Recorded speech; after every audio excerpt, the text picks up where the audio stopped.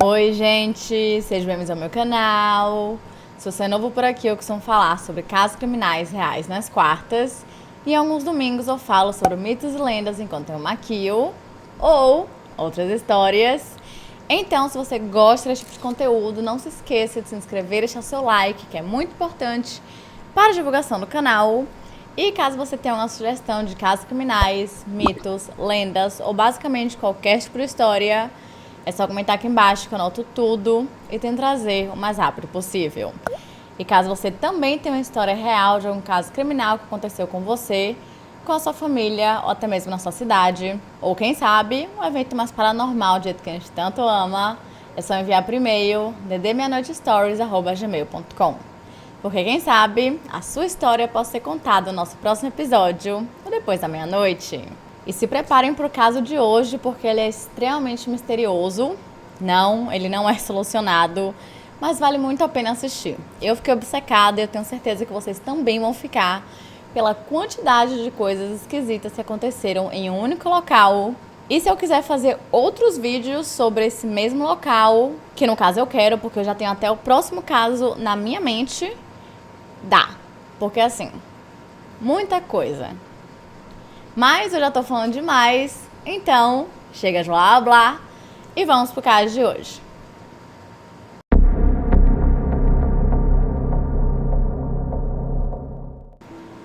O condado de Humboldt, localizado no norte da Califórnia, é a casa das famosas florestas das sequoias vermelhas, com cerca de 177 quilômetros de costa ao longo da Pacific Coast Highway 101.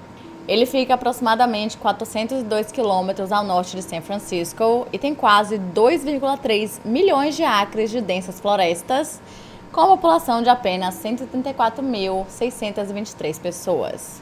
Isso de acordo com o censo de 2010. A grande parte da população é composta por estudantes universitários, turistas e pessoas que decidiram se mudar para lá com o intuito de terem uma vida mais tranquila e até mesmo discreta. O condado de Humboldt foi formado em 1853 e tem uma história bem rica. No começo, ele era habitado apenas pela tribo indígena Wild, mas com o passar do tempo, outras pessoas também passaram a morar no local, que fica dentro de uma área conhecida como o Triângulo Esmeralda, juntamente com os condados de Trinity e Mendocino. Acontece que o Triângulo Esmeralda é uma área montanhosa e densamente florestada. Até aí tudo bem. Porém, muitas mesmo, das plantações nessa região são da famosa verdinha. Só para vocês terem noção, boa parte das vendas nacionais vem exatamente de lá, chegando a ser 104 bilhões de vendas. À medida que o mercado da verdinha crescia e as pessoas viam que aquela área estava disponível, a necessidade de trabalhadores nas fazendas que a cultivavam também crescia. E muitos desses trabalhadores eram jovens que estavam estudando na Universidade Estadual de Humboldt, que trabalhavam lá no verão. Mas o que acontece em regiões como essa, que trabalham com o cultivo de substâncias ilícitas dessa forma, desse porte, em larga escala? Violência. Não é à toa que o condado de Humboldt passou a se tornar um local extremamente perigoso e até mesmo mortal. Definitivamente parou de ser o local onde as pessoas iam para procurar tranquilidade e paz e se tornou um local onde muitos iam apenas para conseguirem ganhar dinheiro muito rápido e muito fácil e, consequentemente, foi atraindo diversos tipos de criminosos e pessoas não tão legais assim, como, por exemplo, o cartel búlgaro, ou seja, a máfia. Dito isso, definitivamente não era o local ideal para se morar e também muitas pessoas acabavam desaparecendo no condado de Humboldt. Existem vários rumores que dizem que alguns trabalhadores tinham que fazer alguns serviços extras para que eles conseguissem ser pagos pelos serviços que eles haviam feito na fazenda e geralmente essas coisas extras que eles tinham que fazer eram sexuais. Existe até um relato em que parece que 2 chefes da fazenda, de uma das fazendas da Verdinha, eles abusaram sexualmente de uma jovem e, para evitar que ela fugisse, eles a prenderam em uma caixa de ferramentas. No caso, uma caixa de ferramentas bem grande para caber uma pessoa. Mas é aquela coisa, isso são rumores, então não tem como as histórias serem verificadas, então não sabemos se isso é real ou não, mas sinceramente eu não duvido que seja real. Principalmente pelo fato de que realmente existem muitos relatos de mulheres que foram abusadas sexualmente no Triângulo Esmeralda, mas elas tinham que lidar com o fato de que a polícia estava 100% nem aí, e com isso seus casos não eram tratados da forma correta, principalmente pelo fato de que geralmente esses casos haviam acontecido na coleta ou distribuição de substâncias ilícitas. E além disso existiam vários rumores extremamente fortes de tráfico de pessoas. Existe uma área no condado de Humboldt chamada Alder Point, que é mais conhecida carinhosamente como a Montanha Assassina, ou Murder Mountain.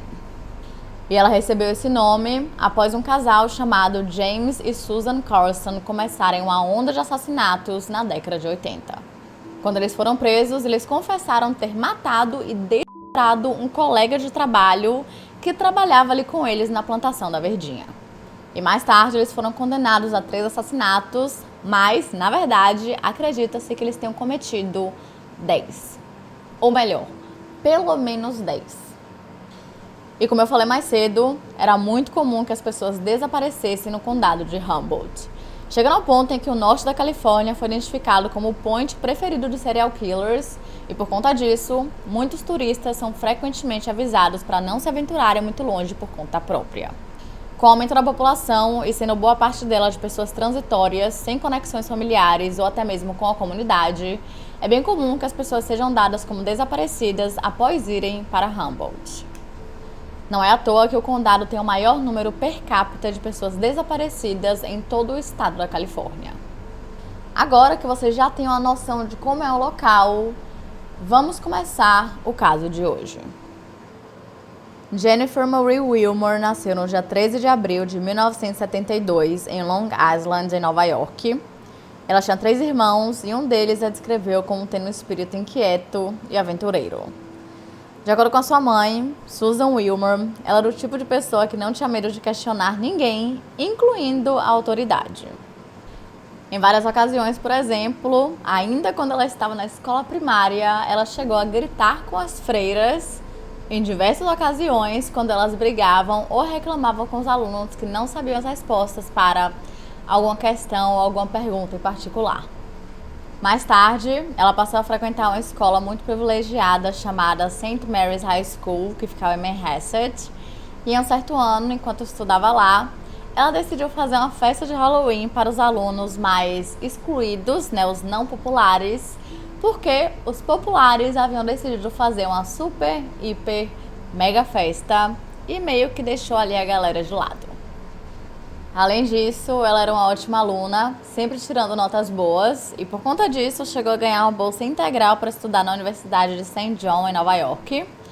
Mas apesar de ter entrado e começado a frequentar a universidade de pesquisa, ela ficou apenas por um semestre antes de desistir, porque ela queria tentar sobreviver por conta própria por um tempo, até como uma forma de se conhecer melhor e descobrir o que ela realmente queria fazer de sua vida.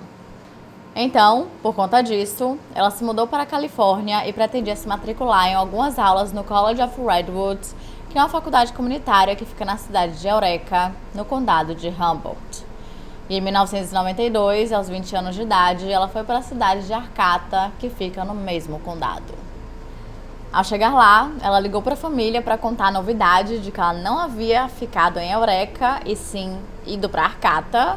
E isso porque quando ela chegou na cidade, ela tinha visto que não tinham mais aulas livres na faculdade, todas já estavam lotadas, então para aquele semestre definitivamente não daria.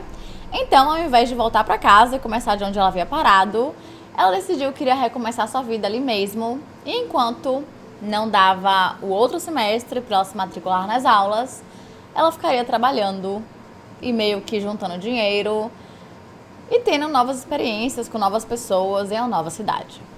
Tanto que rapidamente ela conseguiu um emprego como garçonete em um restaurante local.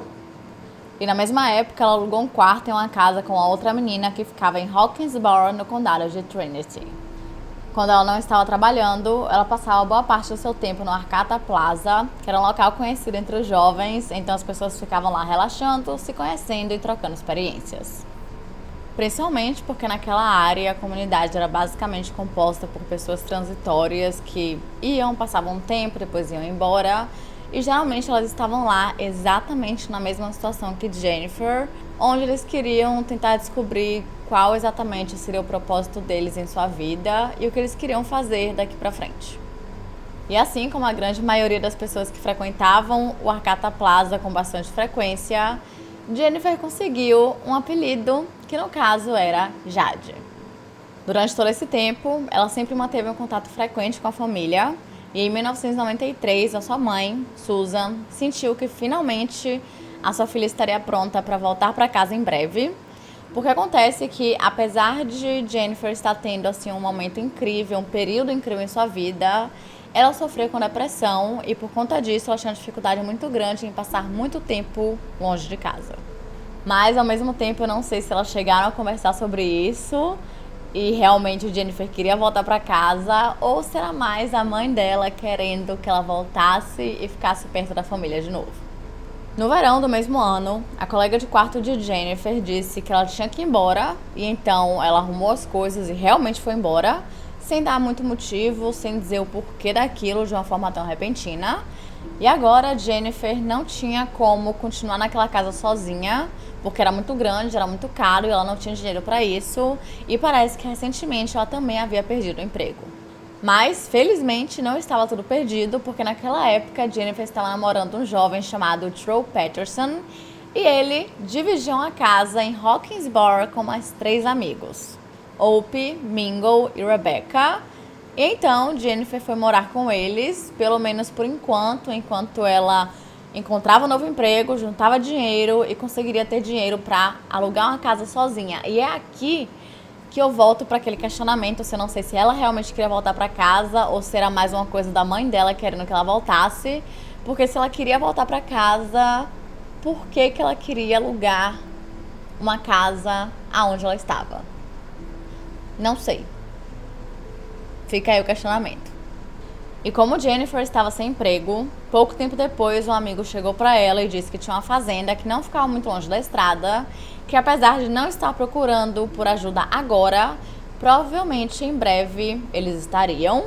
Então ele falou para ela dar uma passada lá, se apresentar, dizer que se eles precisassem de ajuda, ela estava ali. E vocês sabem exatamente o tipo de fazenda que eu estou falando e também sabem que coisas ruins geralmente aconteciam por lá. Mas eu não sei se na época Jennifer sabia disso e infelizmente no dia 13 de setembro de 1993, Jennifer Wilmer simplesmente desapareceu. Hoje em dia existem 2 relatos sobre onde ela estava na última vez em que ela foi vista e também o que ela estava fazendo. De acordo com seus amigos, ele a viu pela última vez saindo de casa para ir até uma agência de viagens para poder pegar uma passagem de avião que a sua mãe tinha comprado para que ela voltasse para Nova York. Mas ela não foi vista na agência de viagens e a sua mãe, Susan, confirmou isso, que ela realmente tinha comprado a passagem e que realmente Jennifer não havia aparecido na agência. E de acordo com o segundo relato, Jennifer saiu de casa por volta das 7h30 da manhã e foi vista pedindo carona nas proximidades de Hawkinsboro em direção a Willow Creek. Aparentemente, ela estava indo na fazenda local que o seu amigo havia indicado, que ficava a cerca de 15 quilômetros de distância da sua casa, onde ela iria perguntar se eles estavam precisando de ajuda e caso não estivessem, ela daria o contato para quando eles estivessem. Mas, antes de sair de casa, ela deixou um bilhete que dizia o seguinte: "Tchau, pessoal. Fui para o meu primeiro dia na fazenda. Desejem-me sorte. Boa sorte para você, Mingle, e até daqui a alguns meses. Se alguém puder dar comida para o gatinho, conforme necessário, eu agradeceria. Espero ver vocês mais tarde. Menor que 3, Jade." Então, eu acredito que provavelmente ela iria na agência de viagens depois de passar na fazenda. E então meio que teriam 2 possibilidades. A primeira possibilidade seria de ela não conseguir um emprego e então realmente pegar a passagem e voltar para Nova York. Ou ela conseguir um emprego e então ligar para a mãe e dizer que ela não iria voltar para casa. Mas, infelizmente, não temos como saber se esse seria o caso ou não, e isso sou apenas eu assumindo. Acabei de tirar essa conclusão, não vi em lugar nenhum, então joguei aí pra vocês a minha teoria. E como já vimos diversas vezes aqui no canal, naquela época, né, década de 90 pra baixo, meio que das 70, 80 e 90, era muito comum as pessoas pegarem caronas com desconhecidos, mas ainda naquela época, as pessoas do condado de Humboldt diziam para os visitantes, os turistas e os novos moradores locais para não fazerem isso, porque isso era extremamente perigoso. E isso por conta de toda a história que eu contei pra vocês antes de começar o caso de como era o condado de Humboldt. E como sabemos, Jennifer foi vista pedindo carona naquele dia, e é bem provável que ela tenha conseguido a carona e que infelizmente alguma coisa terrível aconteceu com ela pouco tempo depois. No dia 19 de setembro, Susan Wilmer estava em completo pânico porque ela não falava com sua filha há alguns dias. Não, ela não sabia do seu desaparecimento até agora. Ela só soube após o namorado de Jennifer falar com ela, Troy Patterson, e falar tudo o que estava acontecendo, que eles não a viam há alguns dias e ninguém conseguia entrar em contato com ela. E de acordo com Susan, naquele momento ela sabia e tinha certeza absoluta de que a sua filha não estava mais viva. Na mesma hora, ela ligou para a polícia e enviou para eles uma foto de Jennifer, mas eles estavam, como eu posso dizer, 100% nem aí. Até mesmo o chefe do Bureau of Investigation da Califórnia disse que Jennifer era apenas uma fugitiva e que não existia nenhuma evidência que indicasse que algum crime havia ocorrido. E, infelizmente, a polícia local de Humboldt pensava a mesma coisa. Mas essa teoria não faz o menor sentido. Primeiro, que só o fato de existirem diversas pessoas que desapareciam no condado de Humboldt naquela época já deveria ser o suficiente para que eles começassem a investigação de urgência. E o fato de que não existia nenhuma evidência de que ela tinha ido embora por livre e espontânea vontade também deveria ser mais uma coisa que impulsionasse isso, mas não foi isso que aconteceu. E na verdade, se a gente parar para pensar, existem evidências que comprovam que ela não pretendia fugir ou ir embora. Primeiro, teve aquele bilhete que eu falei pra vocês, onde ela falava que ela ia na tal fazenda e que ela esperava ver os amigos mais tarde. Segundo, ela costumava cuidar do gato e ela não iria abandoná-lo assim, simplesmente, sem motivo, do nada. E terceiro, mas não menos importante, se ela planejava fugir, por que diabos ela iria buscar uma passagem de avião naquele mesmo dia? Pois é, não faz sentido. Obviamente, com toda essa situação, Susan Wilmer ficou extremamente frustrada, então ela entrou em contato com a polícia de Nassau, que fica em Nova York, e assim que o detetive verificou o Centro Nacional de Informações Criminais e percebeu que o nome de Jennifer não estava lá, ele informou para Susan. Isso significa que mesmo que ela tivesse feito um relatório de pessoa desaparecida, Jennifer não foi colocada no sistema. Ou seja, basicamente, para o mundo, ela não estava desaparecida.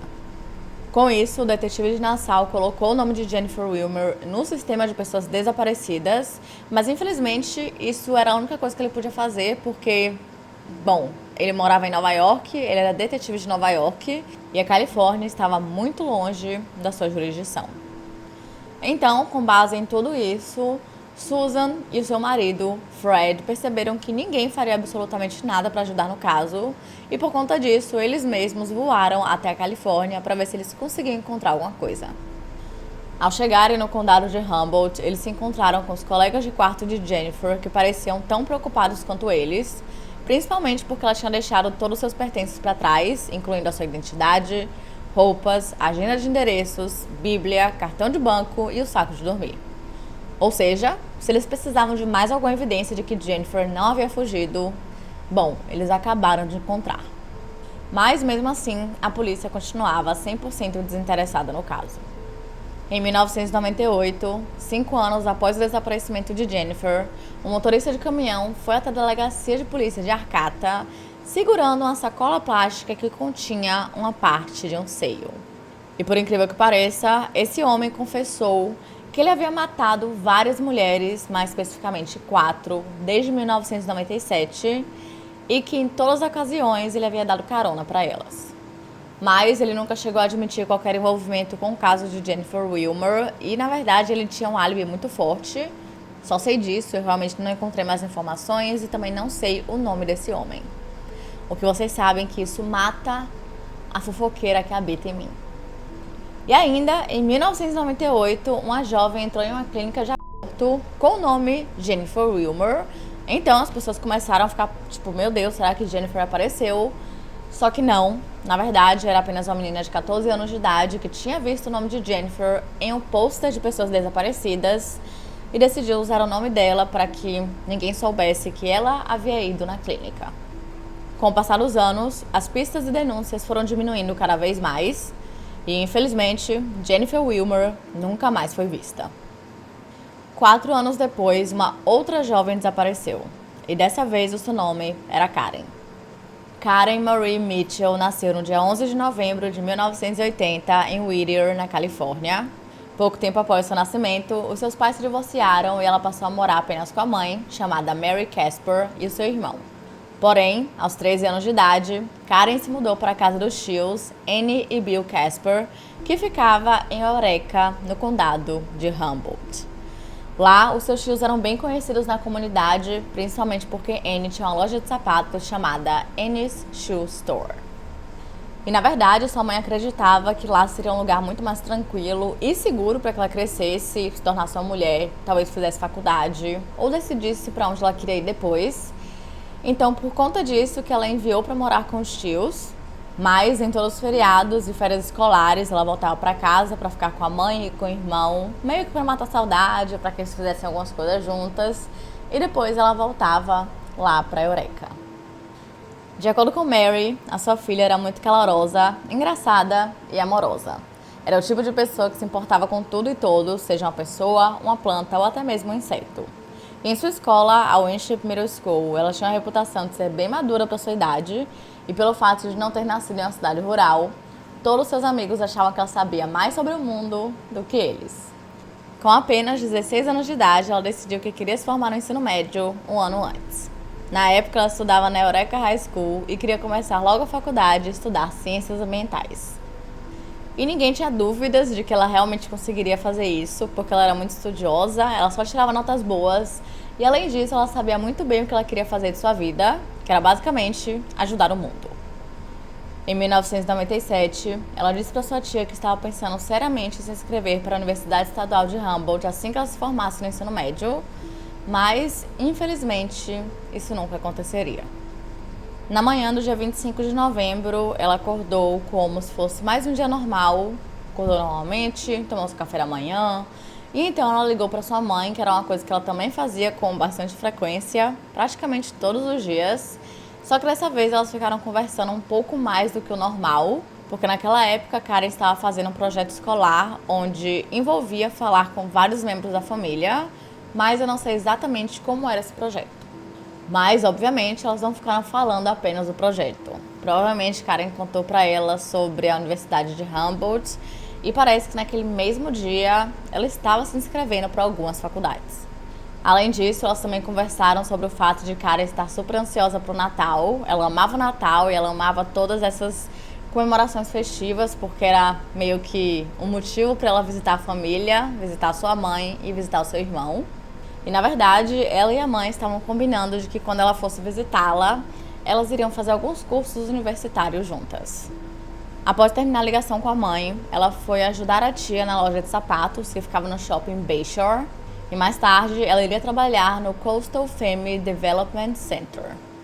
E na hora de ir para a creche, pelo menos eu entendi que é uma creche, e se não é uma creche, é meio que um centro para idosos, então fica aí essas duas opções, que no caso era por volta das 2h45 da tarde. A sua tia lhe ofereceu carona, mas Karen disse que não precisava porque o dia estava muito lindo e ela queria ir caminhando. Então, quando deu a noite, Annie foi buscá-la no centro porque já estava escuro, então ela não voltaria sozinha andando. Ela perguntou para os funcionários onde estava Karen, só que todo mundo disse que ela não havia ido trabalhar naquele dia. O que por si só era muito estranho, porque Karen era o tipo de pessoa que ela era muito pontual, e se ela tinha dito que ela iria, com certeza ela iria. E por conta disso, imediatamente Annie foi até o departamento de polícia e relatou seu desaparecimento. Apesar de seu caso ter sido relatado extremamente rápido, ela não foi encontrada em lugar nenhum. Vários policiais e voluntários da comunidade chegaram a realizar buscas por toda a cidade, chegando a irem de porta em porta, perguntar se alguém a havia visto, mas nada foi encontrado. Pouco tempo depois, uma testemunha, que na verdade era um ex-policial, chegou a dizer que ele havia visto um carro atravessar em alta velocidade a rua Broadway, e em tão alta velocidade que na verdade ele quase foi atropelado. Mas antes disso, ele havia visto uma jovem que tinha as mesmas características de Karen entrar no veículo. De acordo com ele, o carro era um sedã azul claro de 4 portas de 1976 a 1978, sendo possivelmente um Ford Granada, um Mercury Monarch ou um Nissan, mas ele se lembrava que o veículo tinha placas da Califórnia e que o nome Eureka estava impresso na moldura da placa traseira. E por fim, o ex-policial descreveu o motorista como sendo um homem caucasiano de aproximadamente 60 a 70 anos de idade e com cabelo claro. Aparentemente, ele tinha olhos verdes ou cinzas, tinha um nariz grande, que parecia ter sido quebrado anteriormente, e estava usando um óculos e uma camisa azul clara de mangas compridas. Porém, apesar dessas informações, esse homem nunca foi encontrado e identificado. Mas nesse caso em específico, no caso de Karen, existe uma teoria de que ela poderia ter sido vítima de um assassino chamado Robert Durst, que a esse ponto já está morto. Acontece que o Robert era descrito por ser um homem muito reservado e misterioso, que poderia facilmente viver sem ser detectado. Ele era extremamente rico, mas mesmo assim era conhecido por andar com quem vinha de uma vida muito mais humilde, mais especificamente com as pessoas que eram mais transitórias, que não ficavam muito tempo no mesmo lugar e que estavam procurando um sentido na vida. Ele também amava Verdinha, e nós sabemos que o condado de Humboldt era o lugar perfeito, ideal e o paraíso para quem a amava. E só para vocês terem noção do que o Robert Durst era capaz, em 1982 ele matou a sua própria esposa, Kathleen McCormack. Em 2000 ele foi considerado suspeito de assassinar sua própria amiga, ou melhor amiga, chamada Susan Berman. E em 2001 ele também foi considerado suspeito, o principal suspeito, de matar e desmembrar o seu vizinho, que era um homem chamado Morris Black. E mais do que isso, mais do que ser considerado suspeito, ele literalmente confessou os crimes quando ele não achava que estava sendo gravado. Então ele falou, sim, matei todo mundo mesmo e é isso aí. Porém, ele acabou morrendo antes do seu julgamento. Mais tarde, o autor Matt Burback chegou a escrever um livro sobre o Robert. E nesse livro, ele mostrou alguns recibos de cartão de crédito, que adivinha, comprovavam que o Robert estava em Eureka exatamente no dia do desaparecimento de Karen. E além disso, ele batia perfeitamente com a descrição feita pelo ex-policial, onde ele viu Karen entrando em um veículo com um homem misterioso. Além de tudo isso, aparentemente o Robert estava frequentando um abrigo de moradores de rua, que por sinal, era um local onde Karen estava fazendo voluntariado. E como eu falei pra vocês, ele era extremamente rico, então por que diabos ele estava em um abrigo de moradores de rua? Mas tem mais. Foi confirmado que ele era um cliente regular na loja de sapatos da tia de Karen. Então, assim, fica um pouco complicado porque são muitas coincidências para serem apenas coincidências. Mas apesar de tudo isso, infelizmente, não existe nenhuma evidência que comprove que o Robert Durst realmente está envolvido no desaparecimento de Karen Mitchell.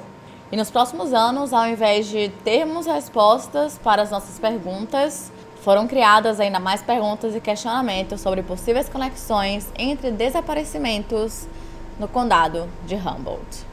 Então, vamos para o terceiro caso que aconteceu em 2008. Christine Lindsay Waters nasceu no dia 8 de agosto de 1985 em Wisconsin e ela morava na cidade de Deerfield, onde estudava botânica na Universidade de Wisconsin em Stevens Point. Ela chegou a ser descrita como uma mulher super independente e autoconfiante que adorava passar boa parte do seu tempo no ar livre. Não é à toa que ela fazia a faculdade de botânica e também era completamente apaixonada por pilates e yoga. Ela chegou a trabalhar em vários empregos diferentes, inclusive em uma fazenda orgânica e até foi professora de pilates e yoga. Definitivamente era o tipo de pessoa que adorava experimentar um pouco de tudo.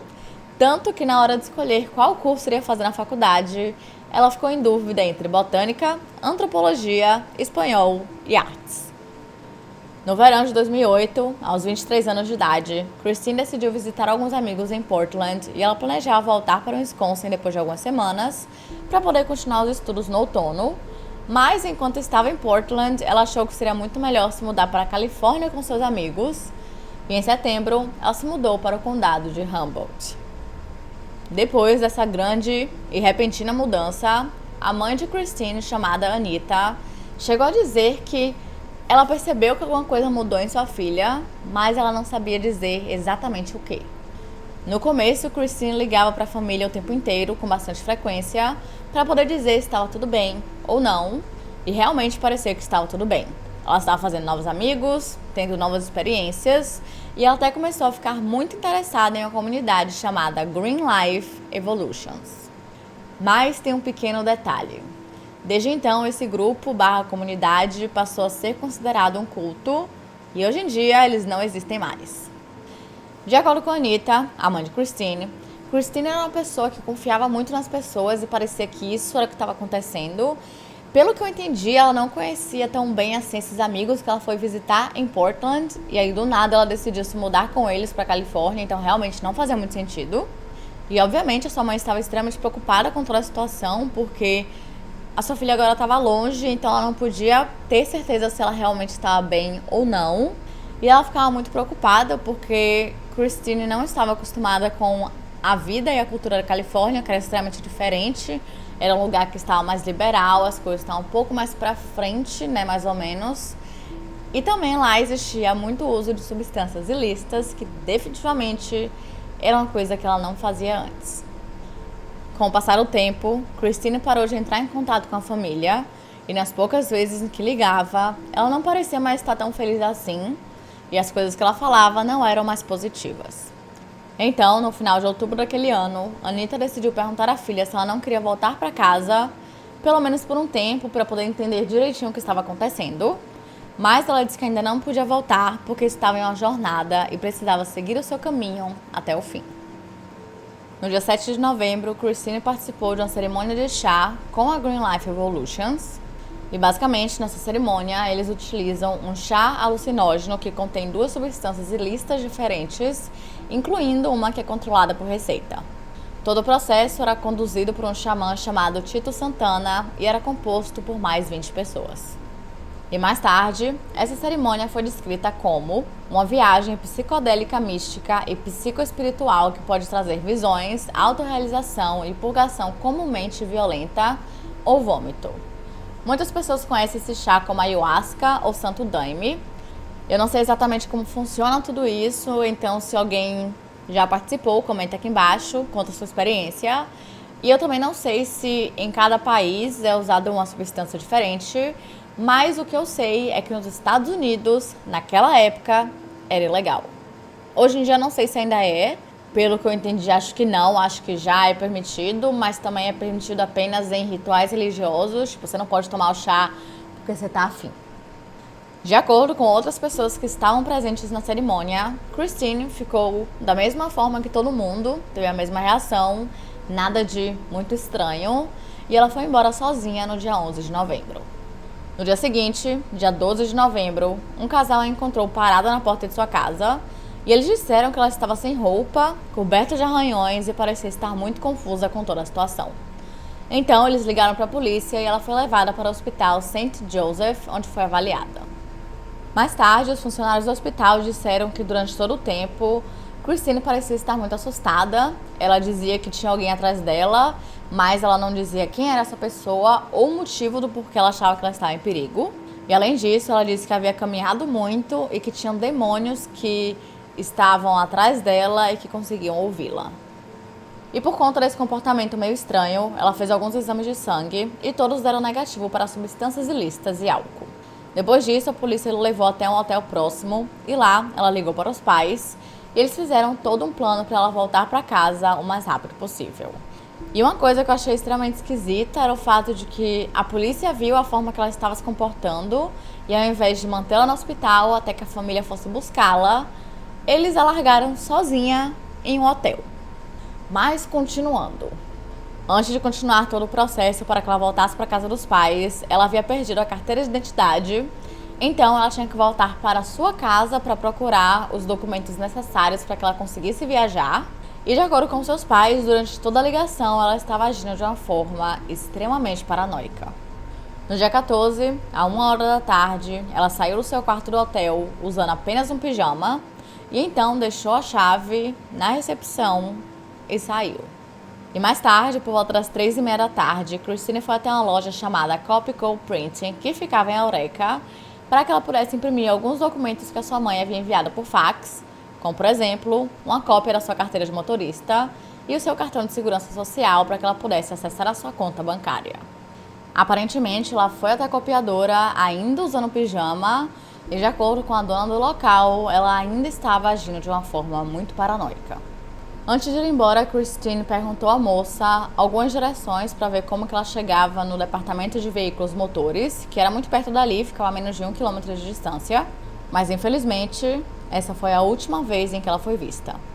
E mais tarde, sua família chegou a dizer o seguinte: queremos que Christine saiba que a amamos muito e sentimos muito a falta dela e oramos todos os dias por uma resposta sobre o que aconteceu com ela.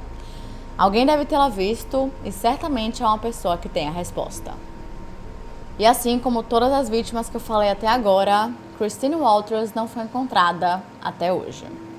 E as vítimas finais conectadas a esse caso, ao caso das 5 de Humboldt, são Sheila e Danielle. Sheila Sherelle Franks nasceu no dia 19 de julho de 1976, na Califórnia. Nesse caso, não se tem tanta informação sobre o passado de Sheila, mas sabemos que ela era uma mãe divorciada e que morava na cidade de Fortuna, na Califórnia, no condado de Humboldt, com um homem de 43 anos de idade chamado James Eugene Jones, que trabalhava na serraria. E na época, os dois estavam namorando há alguns meses. E pelo que eu entendi, o filho de Sheila morava com a avó, mas ela sempre tinha um contato muito frequente com ele. Ela ligava praticamente todos os dias para ver como ele estava, para que ele contasse as novidades, como estava a escola, como estavam os amigos, entre outras coisas. De acordo com James, no dia 2 de fevereiro de 2014, Sheila, que estava com 37 anos de idade, saiu para dar uma caminhada durante a noite, mas depois disso, ela nunca mais voltou. E só no dia 3 de março que a mãe de Sheila relatou seu desaparecimento à polícia, após achar muito esquisito que a sua filha não tivesse entrado em contato com eles há muito tempo, sendo que, como eu falei pra vocês, Sheila costumava ligar constantemente para falar com o filho, e após algumas tentativas, ninguém da sua família conseguiu entrar em contato com ela. Mas, por algum motivo, meus amigos, tá difícil realmente proteger a polícia nesse caso, porque, meu Deus! Por algum motivo, a polícia de Fortuna demorou 10 dias para enviar o caso de Sheila para o gabinete do xerife do condado de Humboldt. Sim, 10 dias. O que eu particularmente achei muito esquisito e suspeito. A outra mulher desaparecida era Danielle Nicole Bertolini, de apenas 23 anos de idade. Ela morava no Maine, mas em 2013 decidiu se mudar para a Califórnia após perder o seu filho, como uma forma de recomeçar a sua vida e meio que tentar novamente. E no dia 9 de fevereiro, ela foi vista na área de Swans Flat, que ficava, sim, no condado de Humboldt. Lá, aparentemente, ela pegou carona com um morador local para que ela chegasse até uma outra cidade, mas depois disso, ela simplesmente desapareceu. Então, no dia 19, após passar alguns dias sem entrar em contato com a família, o que também não era uma coisa que ela costumava fazer, a sua mãe, Billie Joe Dick, relatou seu desaparecimento no departamento de polícia. Depois disso, ela pegou um voo e foi direto para a Califórnia para tentar procurar pela filha, juntamente com um grupo de busca e resgate, onde ela era voluntária, e com o pai de Danielle, chamada John Bertolini. No mesmo dia, os seus pais apresentaram o relatório do desaparecimento da filha para a polícia do condado de Humboldt e ofereceram uma recompensa de $5.000 por qualquer informação que levassem a Danielle. Mas calma, existe uma conexão bem grande entre Danielle e Sheila. Lembram que eu falei, literalmente há 10 segundos atrás, que Danielle havia pego carona com um morador local? Então, adivinha quem era esse homem? Eu digo pra vocês. Era James Eugene Jones, o namorado de Sheila. De acordo com ele deixou Danielle na frente da porta de sua casa e que depois disso ele não faz a menor ideia de onde ela possa estar. Suspeito. Obviamente, com as duas mulheres tendo sido vistas pela última vez com James, as autoridades tinham quase certeza de que os dois casos estavam ligados e que James era o responsável de alguma forma. Mas, como sabemos, isso não é o suficiente para condenar e prender alguém. E mesmo após a investigação verem tudo da vida de James, os policiais não encontraram nenhuma evidência de que ele estivesse conectado a nenhum dos casos. Pelo menos não agora. Mas além disso, existem outras coisas semelhantes entre as duas. Ambas eram jovens loiras de olhos azuis e tinham outras características físicas semelhantes, podendo indicar que quem quer que fosse o culpado, ele tinha um tipo. E mais que isso, ele também procurava mulheres que não tinham tantas conexões com o lugar onde elas moravam, com a comunidade, que no caso era exatamente o caso de Danielle e Sheila, que haviam se mudado recentemente para o condado de Humboldt. E para piorar, para James Jones, em 2016 foi feita uma descoberta um tanto quanto bombástica. De acordo com o Crime Watch Daily, existia uma outra conexão.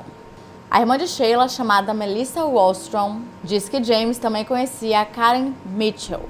Aparentemente, Melissa e James tinham estudado na mesma escola e ela o conhecia desde sempre, então ela sabia muito bem que ele conhecia sim Karen.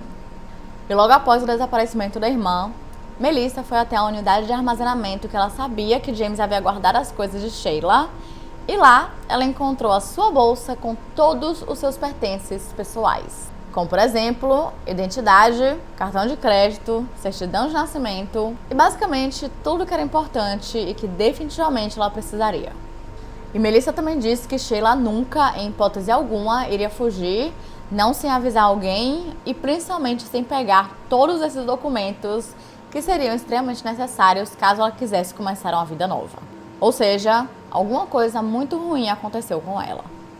Mais tarde, uma amiga de Sheila confirmou que os dois tinham um relacionamento bem complicado e até disse que James era fisicamente abusivo com ela. Inclusive, apenas uma semana antes do seu desaparecimento, James a espancou em uma de suas brigas.